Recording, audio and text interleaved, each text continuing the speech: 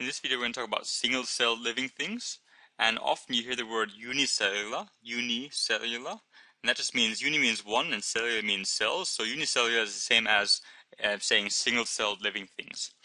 Now, one good example of a single-celled living thing would be the bacteria. And right here we have a image or a photo of the bacteria. And if you look at the bacteria, it's actually, you can see this here is a cell, and the bacteria only has one cell. That's why we call it a unicellular or single-celled living thing. But it needs that one cell, because with that one cell, it can do all its normal functions. So it can move around, it can, make energy, it can do all the normal functions that a cell or a living thing needs to do, but it can all do that with just one cell. So that's why single-cell living things are pretty impressive. They just have that one cell. But there are also quite a few of them. So bacteria is actually just one example of single-cell living things. There's also other ones, fungi or protists, but we're going to focus mainly on bacteria in this video, but just realize that there are also different types. But if you look at the amount of bacteria we can find on Earth, this number here is the amount we can find on Earth. It's 5 million trillion. So it's a huge number. If you put it in other words, that's a 5 with 30 zeros. So that is way more, way more than we would find humans living on Earth. So the bacteria is by far the most abundant, or one of the most abundant living things we can find on Earth.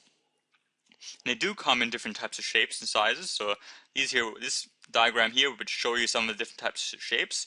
They come in spheres, they come in cubes, they come in ribbons, all kinds of shapes and sizes.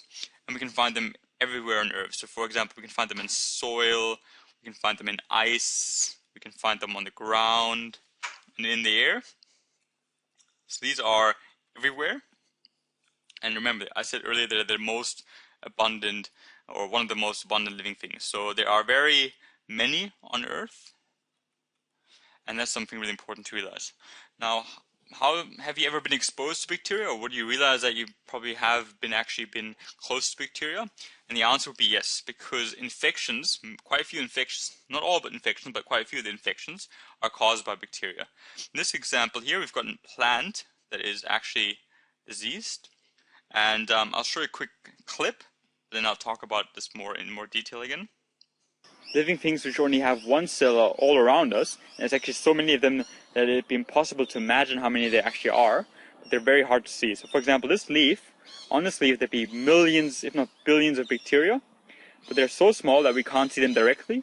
But right here we've got plenty of evidence that there might be bacteria on this leaf, because this plant is infected by an infection, which you can see the leaves look a bit weird, and that's an infection caused by a bacteria, or not much of one bacteria, but millions of bacteria. Right? So we can't see the bacteria itself, but they're definitely there, and they're there in big numbers. So remember that living things are either one cell in size or many cells, but most living things are actually just one cell in size. There's so many of them, but we can't see them with our naked eye. We have to have a microscope to be able to see them. So yeah, this plant would be obviously an example where we have millions of bacteria living on this plant, and these bacteria would have caused disease. They also can cause disease in humans. Many human diseases would be caused by bacteria, but they're not all bad. So there's some harmful bacteria, but also very many beneficial or good bacteria. And these good bacteria live, for example, in our gut or on our skin, right? So in our gut or on our skin. And if we were to count them, there would actually be more bacteria in and on the human body than there would be human cells. So there's very, very many bacteria, and many of them are very beneficial. So for example, in our gut, they help us digest food. That's very important. And on our skin, they actually help us to protect from other living things or other harmful bacteria or viruses. So good bacteria can be quite beneficial, and there are plenty of good bacteria around us, but there are also some harmful ones. But what I want you to get out of this video is that whilst most living things we see, we tend to think are quite big, but most things that actually do exist are unicellular, which are microscopic. So bacteria, there are far more bacteria than there would be humans or animals or plants, and these are microscopic, which means we can't see them with our naked eye. We have to have a microscope. So all around us, we have these bacteria and other single-celled living things that we can't see, but they're definitely there. And they're there in big numbers.